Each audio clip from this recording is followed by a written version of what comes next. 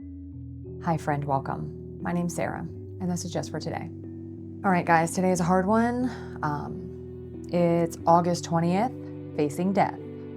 Often we have to face some type of crisis during our recovery, such as the death of a loved one. Every life has a beginning and an end. However, when someone we love a great deal reaches the end of their life, we may have a very hard time accepting their sudden, final absence.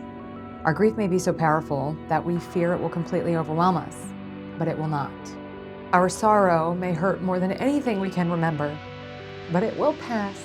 We need not run from the emotions that may arise from the death of a loved one. Death and grieving are part of the fullness of living, life on life's terms. By allowing ourselves the freedom to experience these feelings, we partake more deeply of both our recovery and our human nature. Sometimes the reality of another's death makes our own mortality that much more pronounced. We reevaluate our priorities, appreciating the loved ones still with us all the more. Our life and our life with them will not go on forever. We want to make the most out of what's important while it lasts. We might find that the death of someone we love helps strengthen our conscious contact with our higher power. If we remember that we can always turn that source of strength when we are troubled, we will be able to stay focused on it no matter what may be going on around us.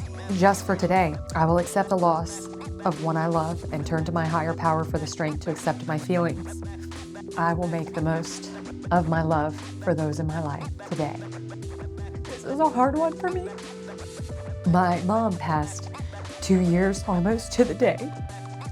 We had her cremated August 18th, 2022. Because of her addiction, she ended up in the hospital with an orange-sized tumor in her brain. I was 19 at the time. She had a decaying tooth, and strep had gone through the tooth and caused a tumor. She mostly recovered until she began drinking and abusing her prescription medication again.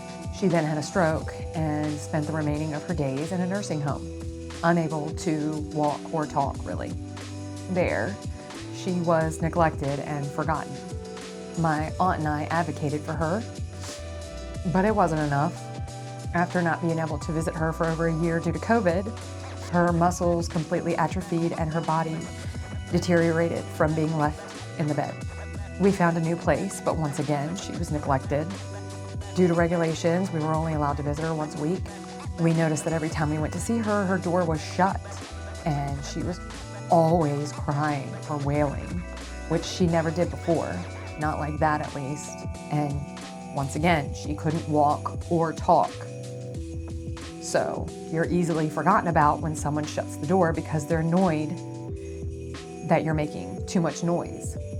We set up a meeting with the facility manager and the facility care coordinator, and then we're told that the doctor had taken her off of her pain medication and her anxiety medication because they didn't agree with it.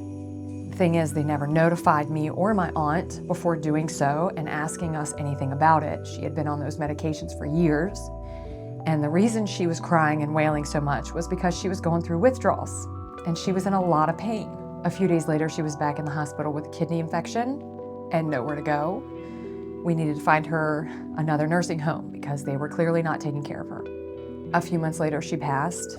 We did find a decent nursing home, and we were able to go see her every day. Sorry. I gave birth to my son and cremated my mother all in 1 year. Unfortunately, I'm still grieving. Because of my mother's addiction, she was in and out of my life, but I always craved and wanted a closer relationship with her. And I tried so hard to help her, but I too was addicted to prescription medications, which then led to a heroin addiction by the time I was 21. But today, I'm breaking that cycle.